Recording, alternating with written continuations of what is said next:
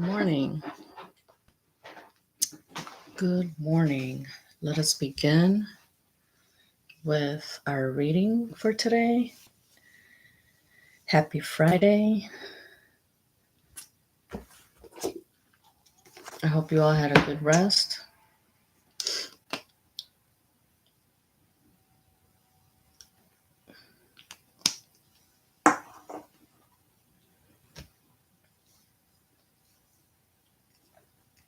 I hope you're enjoying this book if you're following along.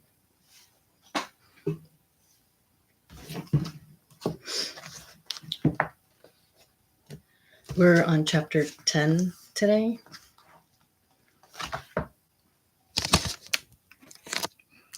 Chapter 10 in the Child I Left Behind book by Angelia McGoldrick. It's her memoirs. Just getting comfy. Okay.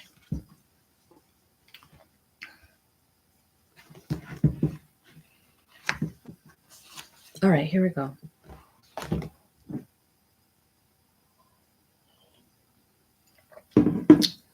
Chapter 10. Things were quiet with Mom and Percy while we were staying at Uncle Junior's. But it wasn't long after settling into our new home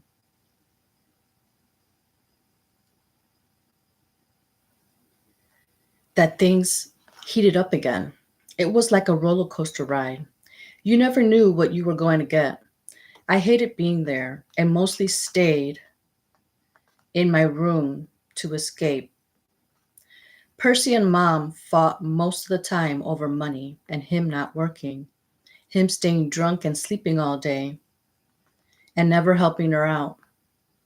Or worse, when he stole the rent money from her purse or siphoned the gas out of her car and put it in his truck so he can run around after other women all night while she was at work. When he wasn't around, she confided in me how hard things were and cried about how hard he made things on her. This made me resent him even more. She seemed like a little kid sometimes, so vulnerable and unsure. I felt very sorry for her and wanted to fix it, but I didn't know how. I was only 10. I helped her to clean the house and cook when she didn't have time to do it. As time went on, she relied on me more. Mom always paid our bills first before anything, even food, but she often didn't make enough money to pay for everything. She'd have me call the electric or gas company when our bills were overdue and when they were threatening to turn off our service, and then ask them to work with us and set up a payment. I did my best to help her when I could, but I felt resentful that she put up with Percy and wouldn't make him leave for good.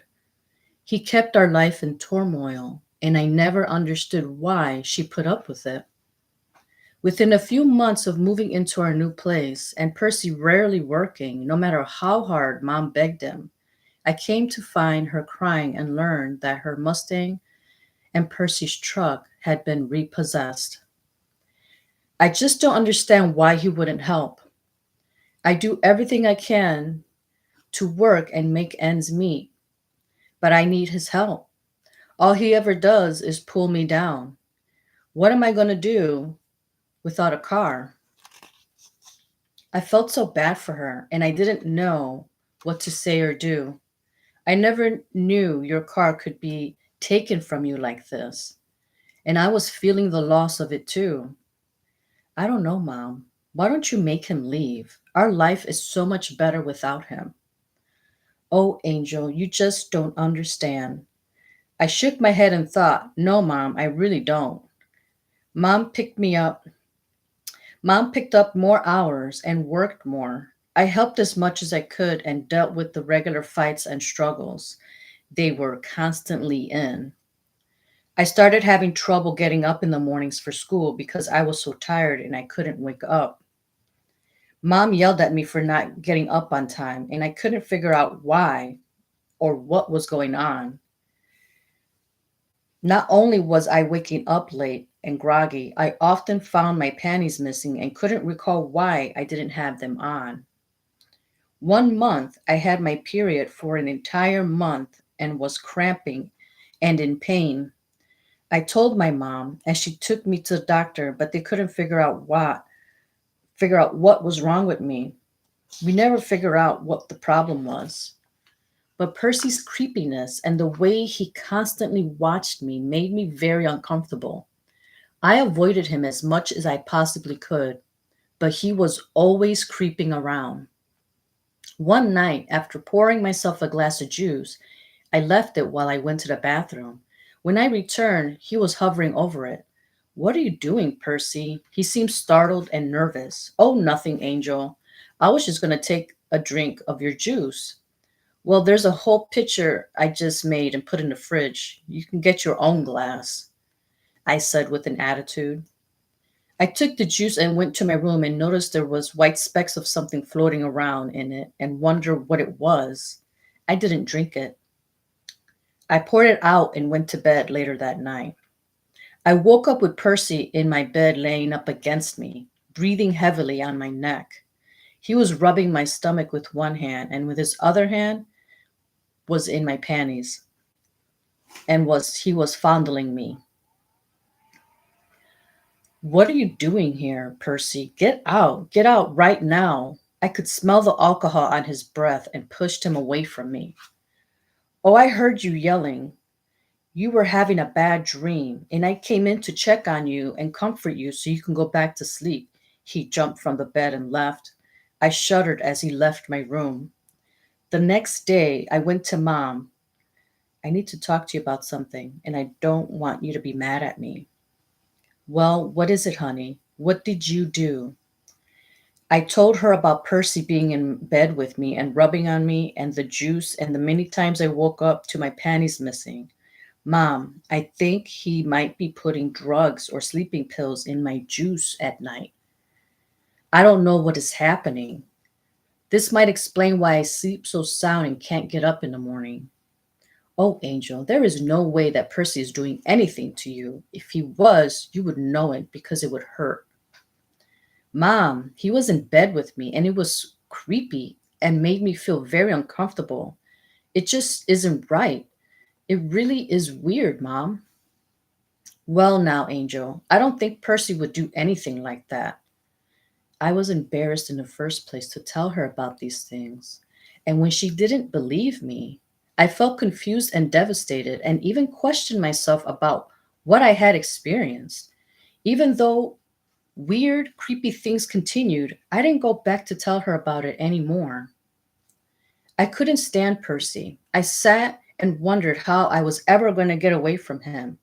I hated my life and was angry and resentful at Mom for not protecting me and for putting up with his deadbeat man. These feelings only grew stronger within me and within time. I just couldn't understand what kind of spell this man had over her that she had continued to keep him around. I was desperate to get out of this situation, but I had no idea how to escape. This went on for the next couple of years.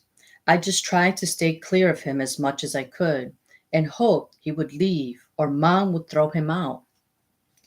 In May of 1981, right before finishing the seventh grade, I ran into Charlie while hanging out with Stephanie. She had dated him for about a month but wasn't compatible with him, and they broke things off.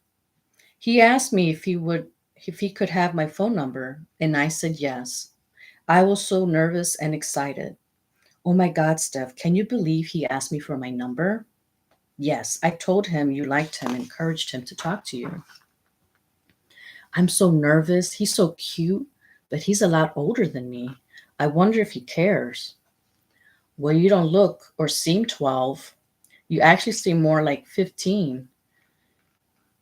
And he is a bit immature for almost 16. It should be fine. Besides, age really doesn't matter."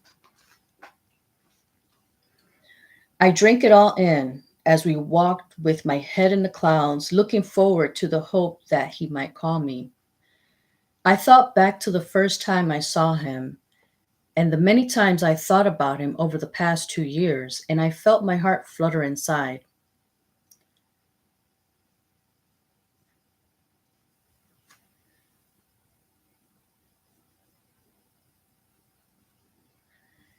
My life at home was miserable, and thinking of Charlie made me happy. 6 months earlier, we had moved to Dearborn, Michigan, to get away from Percy again. Mom took on an extra cleaning job at the motel on the weekends, and I went to work with her to help her clean. But no sooner did things settle down that he sweet talked his way right back into Mom's life. This was a never ending cycle. He was like a recurring nightmare that never ended. Our life was so much better when he was gone, but she couldn't shake him loose, and it infuriated me. His creepiness and sexual behavior toward me grew worse. He would watch me through the vent in the bathroom while I showered, and I could see him peeking in on me. He continued to come into the bathroom when I was bathing to look at me when I was naked. I often woke up with the feeling of him on me and touching me in inappropriate ways, and I would yell at him, "Leave me alone and get out of my room." But it never stopped. I never felt safe and eventually took some money that I earned cleaning the motel rooms and put a lock on my bedroom door. Over time, I grew distraught and felt hopeless. This man brought so much pain and torment into our lives. He whipped me and my little brother Jake, beat me down at every turn, preyed upon me nearly every day to the point I didn't feel safe to go to sleep in my own bed at night or take a shower without him creeping around upon me. Every time he came back into our lives, he tore my mother down, mesmerized her from her own good senses, drained her of a little bit money or resources she had to provide for us, causing us to lose our home and have to move, lose our vehicle, go hungry, and live in constant chaos. I was desperate to get out of this situation, but I had no idea how to escape this never ending hell. I would sit and think of ways to get rid of him, but going to jail and living with the guilt of killing someone wasn't something I could ever do, or certainly I could live with. When Charlie came into my life, I had been through so much, and I was looking for someone to just love and rescue me from the constant turmoil of my life. I felt alone and broken, in need of a savior. He was alone and broken and need of a nurturer. It was a perfect storm. We talked on the phone every day for hours until Mom yelled, "Get off the phone, Angel, so I can use it." Once school ended in June, he'd call later at night. But once Mom made all her calls and we talk all night. Often I fell asleep on the dining room floor next to the wall phone with the phone in my hand because neither one of us wanted to say goodbye. When he told me he loved me, I thought my heart would jump out of my chest. I was so happy for the first time in forever. He lived 5 miles from my house, and our parents rarely drove us to see each other. All I could do was think about him, and I wanted to be with him every opportunity I could. His dad lived in Dearborn, and he came to stay with him sometimes so we could see each other. But that wasn't very often. So I walked several times a week, 5 miles each way to see him, or he'd come to see me. Within a month of our relationship, he started pursuing me to have sex. Even though I had been fondled, violated, and abused in sexual ways, I was a virgin and scared. But I also didn't want to lose him. I knew I was taught to wait for marriage to have sex, and I struggled to give in. But he told me he was a virgin too and wanted to share his experience with me. That made me feel special, something I didn't feel very often, and finally relented. After we had sex for the first time, Charlie looked at me and said, "Guess who's pregnant?" "Who?" I said naively. He smiled at me, and instantly I knew he was insinuating that I was pregnant. Oh my God, what would my mother think? I hadn't thought about birth control before having sex. It never crossed my mind. From that point on, he began pressuring me to get pregnant. He talked about how wonderful it would be and how he would always be together. At first, I was reluctant and thought he was kidding, but soon it was obvious to me that Charlie wanted me to get pregnant. The pressure continued, and he talked about it all the time. He was always disappointed each month when I got my period. I could feel his disappointment and wanted to please him and make him happy. He was the only bright spot in my life, and for the first time since my parents divorced, I felt loved. I wanted to run away with this man and live happily ever after. I rationalized in my mind.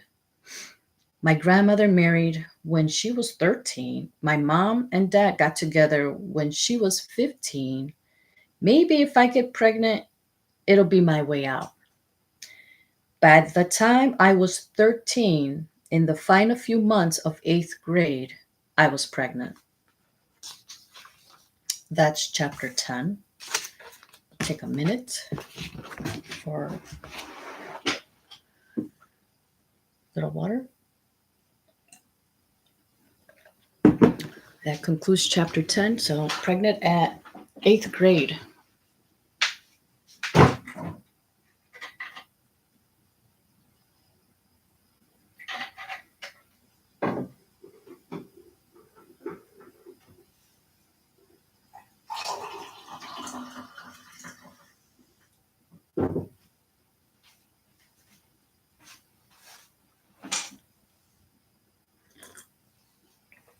Oh, that's so good. We're going to start chapter 11, 16. Getting ahead.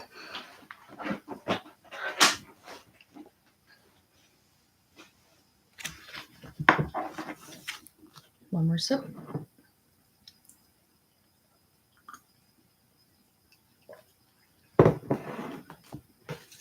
Okay, chapter 11. Mom, get someone. Please, Mom, get someone. I'm dying. I'm going to die, Mom. Ow, ow, ow. Oh, it hurts so bad. Charlie, get someone. Get someone to help me, please. Oh my God, please help me. Someone, please. Angel, the doctor just got here. They just checked you, honey. But I'm dying, Mom. Can't you see? Tell them I'm dying. She left, and a moment later, she returned with the nurse. The nurse looked at the monitor and watched the contractions. The pain was so intense and rapid, every 2 to 3 minutes apart. I'm dying. Do you understand? It hurts so bad. Help me, please, I begged. This was the hardest labor I've ever.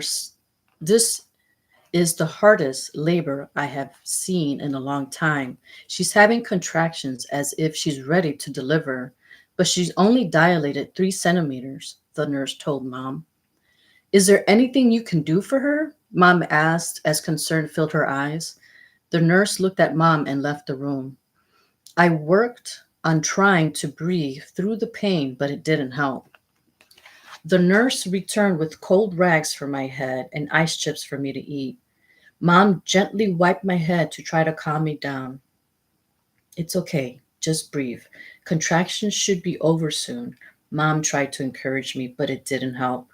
Between the labor pains, exhaustion fell on me, and I slept until only moments later I awakened to the unrelenting agony, and back into the pain cycle I went.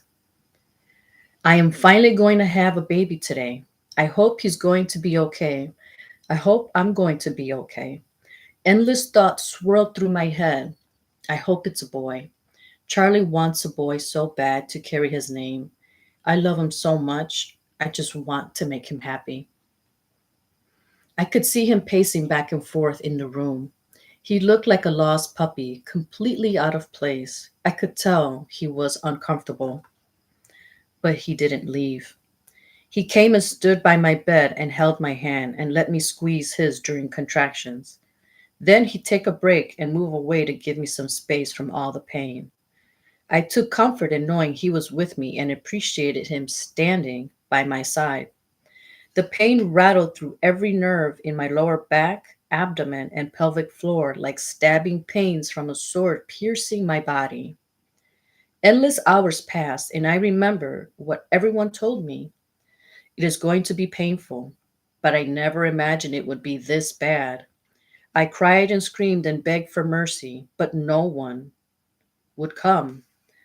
But none would come. I begged, please give me something for the pain. I can't handle this pain. It is too much. Please. Honey, I'm sorry. I checked with the doctor and the baby's heart is unstable and we can't give you anything. Concentrate on relaxing. Just breathe. I can't fucking relax. I can't, I screamed, sitting next to the bed. My mother looked at me in disappointment. She's only trying to help, Angel. I was too much in pain to take her disapproval. The torture felt as though it would never end. Many times throughout the night and way into the next day, the labor pains were so intense that I wasn't sure I would survive it. It was the longest night of my life and the closest thing to hell I had ever experienced. I would never do this again. I would never have another child. There is no way I can go through this again. The contractions started coming faster and I couldn't stop pushing. I had dilated to 10 and the baby was crowning. She's ready. We are going to take her to the delivery room now, the doctor said, and they rolled my bed out of the room. Charlie kissed my head as I was leaving and smiled in relief that the time had finally come for the arrival after 16 hours of agony. In the delivery room, I sat at the side of the bed and tried not to move as they gave me an epidural shot in my spine. My body was automatically pushing without my effort. You got to be still, honey. I'm trying. I'm trying. They managed to get the needle in and laid me back on the bed. Nearly instantly, I couldn't feel anything from the waist down. Within a few minutes, at 4 p.m. exactly, the doctor announced, it's a girl. She's beautiful and perfect. Her skin was like velvet, and she had a light dusting of blonde hair that covered her tiny head. She weighed 6 pounds and 4 ounces, and she was a bundle of beauty. The nurse placed her in my arms. You can hold her for a few minutes, then you need to lay flat for the next 12 hours. You'll get to see her again tomorrow. What? No one told me that. I looked down at her and took it in as much as I could before they took her away. While I was in the recovery room, they rolled her out in a small bassinet to meet Charlie and my mother. Later, Charlie came in to see me. His big blue eyes were shining. She's so beautiful, Angel. She's so tiny. I can't believe how perfect she is. They only let me hold her for a moment, I said sadly. She looks like me, he bragged as he puffed up his chest. Then he looked at me with care. I was so worried about you. Phew, it was tough seeing you go through all that pain. He kissed me on my forehead. He had a childlike silliness and immaturity about him and could be so loving, tender, and sweet. But I also discovered he had a dark side that I often dismissed out of naivety. I never dreamed it would be that hard, Charlie. He nodded in agreement and smiled. He was happy. I had never felt more joy in my life than I did in that moment. He never said a word about not being a boy, at least not at this time. And any thought I had about wanting a baby boy disappeared the moment she was born. All through the night, I longed to hold her. Before the sun began to rise and the nurse came in, "It is time to get up for your walk. I'll take you down so you can see your little baby girl."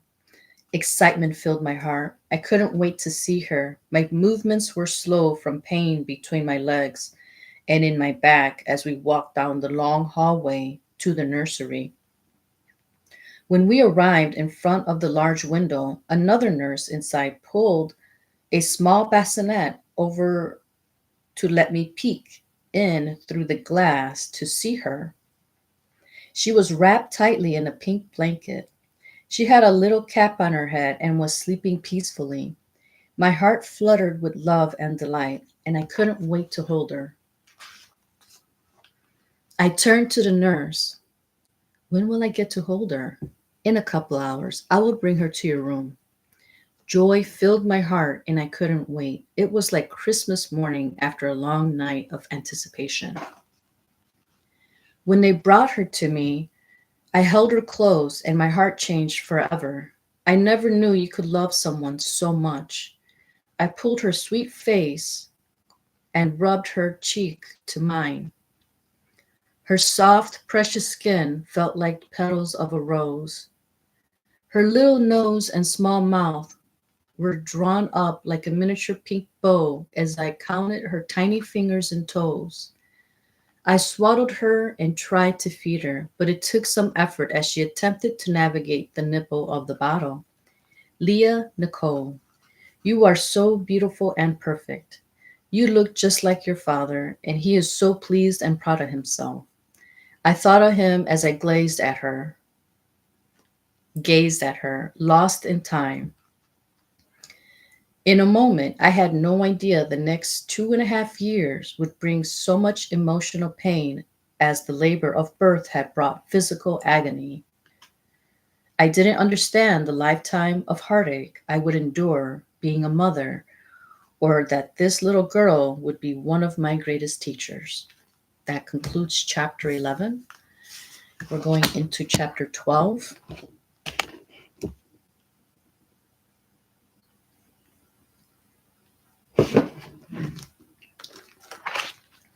Chapter 12. The Child I Left Behind. It didn't take long for the reality of motherhood, on top of the reality of everything else I was dealing with, to set in. Only a few days after bringing her home from the hospital, and the fanfare of the newness had worn off, the enormous responsibility of taking care of this little human's every need became a reality. I ignored the wet stickiness of the milk that leaked from my breast and had soaked my pajama top as I was startled awake from baby crying. I yawned and jumped from bed to attend to her. Charlie was still living at home with his parents, sound asleep without a care in the world. His life hadn't changed much at all. And here I was, having whiplash over the extreme changes my life was going through. There were bottle feedings all through the night, diaper changing, more crying, staying up trying to comfort her when she was fussy, and feeling like this was more than any one person could handle. And nothing I did soothed her. He never asked how I was doing or if I was tired. And I was exhausted, overwhelmed, and I didn't know what I was doing. I had just turned 14 and should have been thinking about what jeans I was going to wear to school that day, but I was. I was knee deep in responsibilities of a little baby who needed so much. It helped that she was beautiful and sweet. I'm sure that's why God makes babies that way.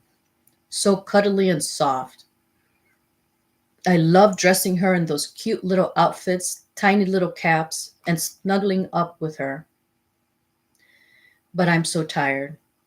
If I could just get some sleep. No one gave me instructions, but I'm doing the best that I can. You'd think they would have given me an instruction book to tell me what to do. But they just gave me her like I knew what I was doing. They didn't ask me any questions. They just put her in my arms and off we went. I just want to sleep for one night. How am I going to do all this by myself? Charlie's at home with his mom, and Leah needs are never ending.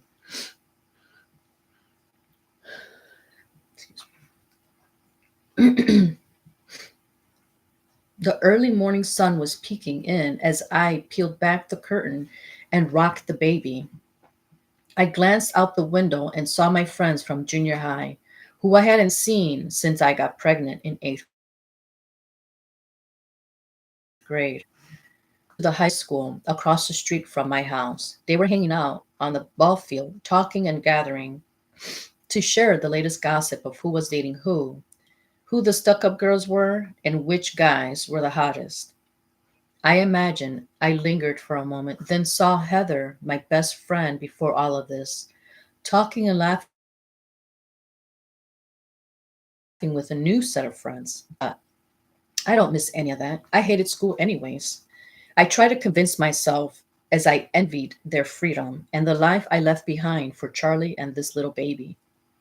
Mom helped me when she could and gave me advice when the baby wouldn't eat or when she cried after I had tried everything. Sometimes she would take her to give me a break, and I appreciated it. But Charlie made things hard. He didn't like my mother.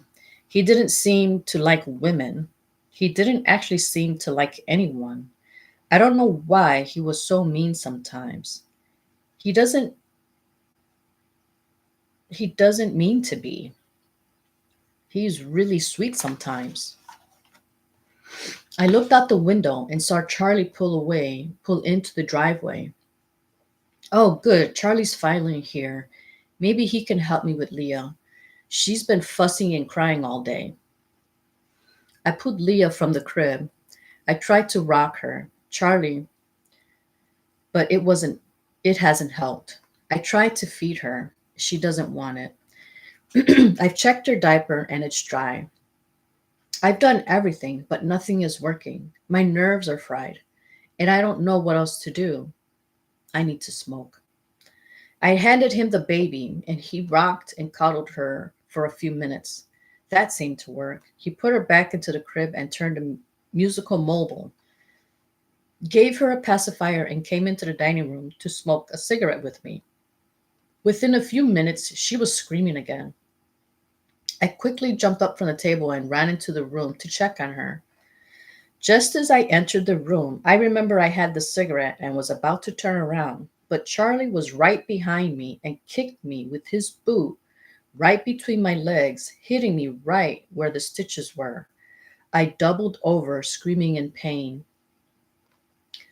Mom came running and began yelling at Charlie, who was attempting to attend to Leah to calm her down.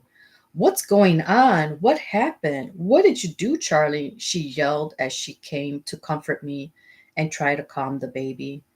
Charlie began screaming at her. Faye, mind your own business and don't you dare touch my baby.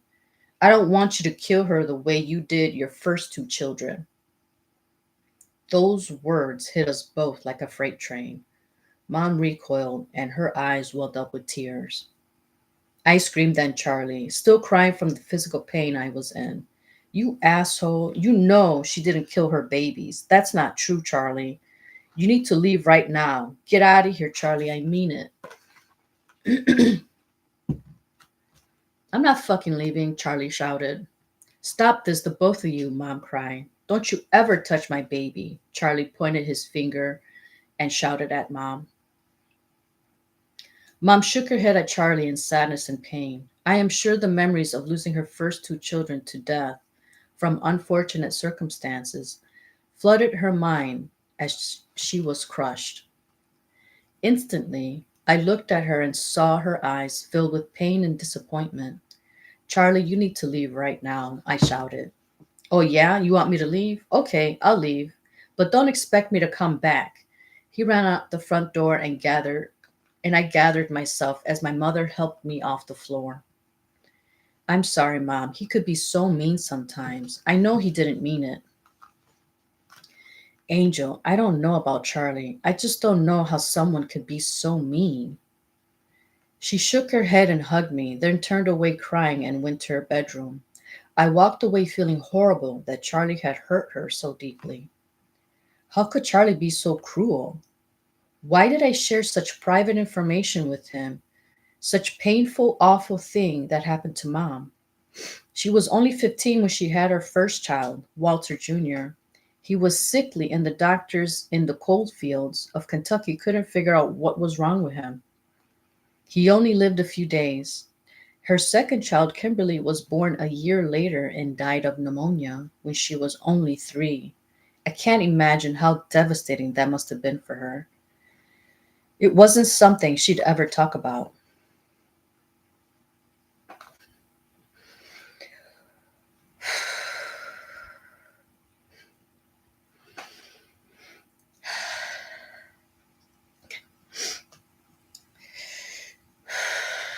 That was tough.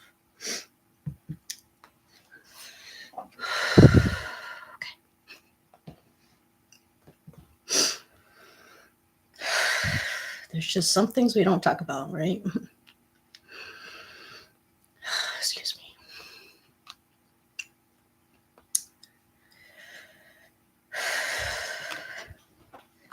me.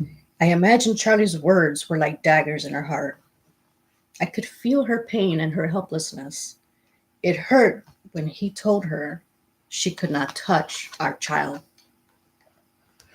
It was like he took pleasure in causing pain. How could you say she can't touch our baby? Leah's my child too, and Charlie isn't going to keep Mom from holding her or helping me. She's the only help I have right now. Why does he have to be this way? I was so angry, hurt, and heartbroken, and torn in every direction. I had no time to think about it. I was in pain, and the baby was still crying and needed me. The pain between my legs was throbbing. I pulled an ice pack from the freezer to place it in the area while I rocked Leah, and she cried. I was completely shocked and baffled at why he kicked me. Excuse me.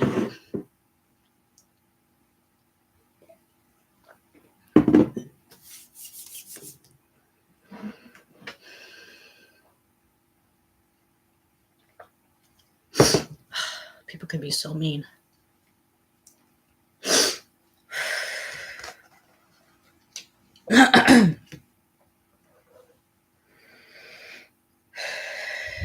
He had hit and shoved me many times, but he had never done anything like this severe before. I had glanced down to see that Leah had finally fallen asleep, and I took a deep breath of relief. I enjoyed these rare quiet times and took in every second. By late evening, my anger began to diminish and my mind began to race. I wonder where Charlie is. Did he mean what he said? He was done. He has done this so many times, but he always comes back. But he hasn't yet. What if he doesn't come back? I began to cry. Maybe I shouldn't have sent him away. I love him so much. I just can't lose him. What would I do without Charlie? I just don't get why he has to be so mean. Feeling desperate over the whole situation and the day's events, I decided to break down and call him. Hi, Dottie. Is Charlie home? He was upset when he left here hours ago, and I was wondering if he's gotten home yet.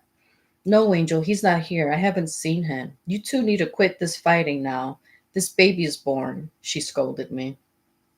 I know, Daddy. Can you have him call me when he gets home, please?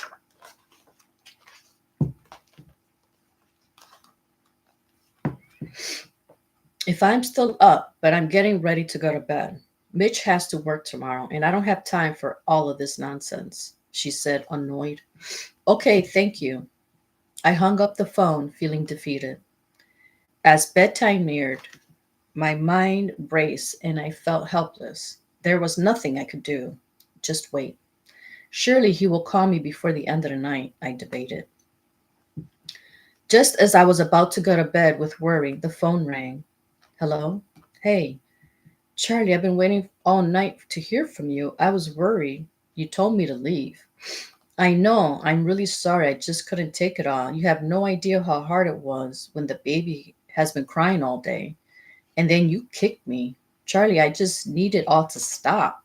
Why did you do that? And where have you been? I needed to drive around and think about things, Angel. You know, we talked about not smoking around the baby. And why don't you listen? Why did you go in there with a cigarette? He demanded.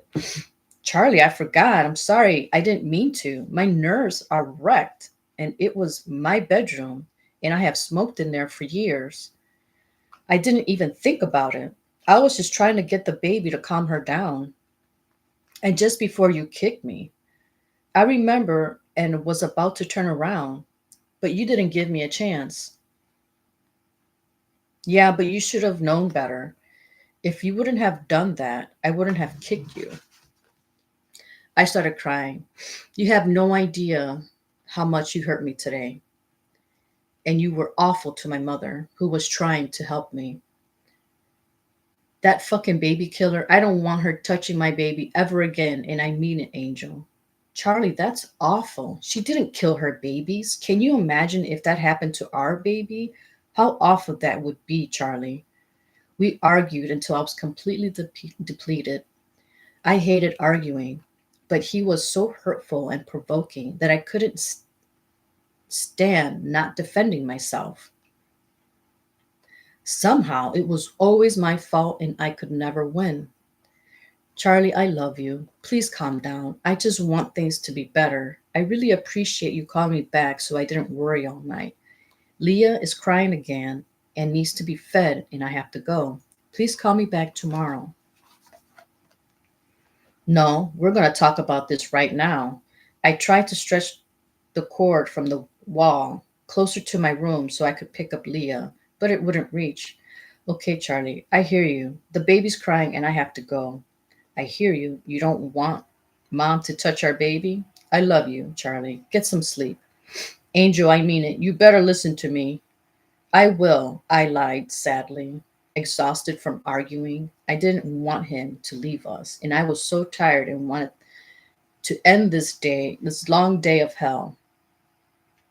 I love you and I hate when we fight. I'm sorry. I know you didn't mean to hurt me. I really didn't, Angel. But it's your fault. You've got to listen. I love you too. Give Leia a kiss for me, and I'll come home and see you both tomorrow. Oh, good. I can't wait to see you. Good night, Charlie. I hung up the phone feeling defeated. Why does he want to start a battle with my mom over our baby? It makes me so sad. It's not fair. An even deeper part of me that didn't want to listen, to wonder how I could desperately love someone who would act and treat me this way. I got a bottle ready for Leah. Why does he have to make things so difficult? I shook these thoughts from my head as I took Leah into my arms and fed her until she fell asleep. 3 months before Leah was born, Percy returned again, and the quiet in our house returned to chaos. Once again, his drinking and loud music blasted throughout the house. I came in and asked him politely several times to turn down the music, but he refused. Out of frustrations, I came back again. Can you please turn down the music, Percy? No, it ain't that loud. Yes, I'm trying to talk on the phone and I can't hear. Don't you talk to me that way, girl. I reached over and turned the music down, and he smacked my hand away and turned it back up. Why can't you just turn it down some? I asked. You're not going to talk back to me, girl. I don't know why you keep coming back here. No one wants you here anyway. You always make things worse when you're around. His eyes narrowed and he jerked his belt from his pants, then grabbed my arm and began whipping me across the front of my body, hitting me in the face and belly. I screamed, "You're gonna hurt the baby." He continued hitting me and pushing me. I ran to my bedroom and locked the door. He banged and pounded on the door so hard, trying to get in. It shook the walls. "Let me in this door right now," he screamed, and began kicking the door until he busted the door frame and it flew open. He pushed me, backing me into the corner, and continued to hit me across my shoulders, torso, and back. Mom, please come help me." I shoved him, trying to fight him back, but he continued to hit me. "Percy, stop," she shouted. "Woman, she ain't gonna talk to me like that. I'm gonna put up with it. I don't care if she's pregnant," he said sternly. "Angel, why don't you listen? You just don't know when to keep that mouth shut of yours, do you?" She scolded me as he continued to hit me. I flung my arms, trying to defend myself, then raised my foot and kicked him as hard as I could and managed to get away from him. I looked at Mom and shook my head as I ran out the back door. When I got a couple of blocks up the street, I stopped to catch my breath as I trembled, trying to think what I should do. I then ran to the police station and made a report. I used their phone and called my best friend, Heather, and she and her mom came to the police station and got me and let me stay at their house overnight. The next morning, I knew I couldn't return home. I called Charlie and told him I had to run away. I stayed at a friend's house for a couple of days. Then Charlie sneaked me into his dad's basement, and I stayed there for a few nights. I heard the police were looking for me, and when I decided to return home after many years of dealing with Percy's abuse, social services got involved, and Percy finally left for good, and I was happy. Not long after Leia was born, Mom realized the two little bedroom house we were lived in Dearborn was too small, especially after my older sister Jenny, who lived with Daddy after divorce, came to live with us just before Leah was born. To get away from the years of emotional abuse and shunning she endured with Hazel. Me, Mom, my younger brother Jake, and my older sister Jenny moved into a three-bedroom house in Detroit.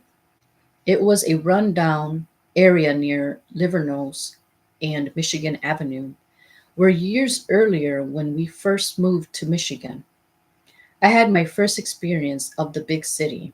The area had only worsened since then, but it was what Mom could afford on a waitress's salary, and it gave us a little more space.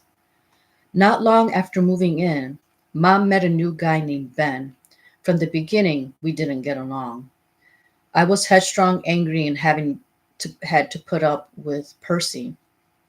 I had an attitude toward people who tried to tell me what to do or ridiculed me on how I screwed up my life by dropping out of school and having a baby so young. Why can't people see how much Charlie and I love each other? We belong together, and age doesn't matter. Who cares that we were young? We are going to make it, no matter what. Charlie's a punk, and he isn't going to stick around. Ben antagonized me. You don't know him like I do. He loves me, and he would never leave me. We are going to get married, and we're always going to be together, I argued. Oh, he will be off with some other girl before you know it, if he doesn't already have one. My heart sank. You don't know nothing. He loves me. He would never do that. And just before Leah turned 6 months old, Ben asked Mom to move in with him in the suburbs. But I told her I wasn't invited. Angel, I'm going to let you and Charlie move in together. You can have the living room sofa, your bedroom set, the washer and dryer, and I'll give you 200 to get started, Mom said. Are you serious? Yeah, I'm going to give you what you want. I was stunned, but happy that I was going to be with Charlie and in charge of my own life. But at 14, as a young mother in an abusive relationship, I had no idea the world I was getting myself into. That concludes chapter 12. It's 10, 11, 12.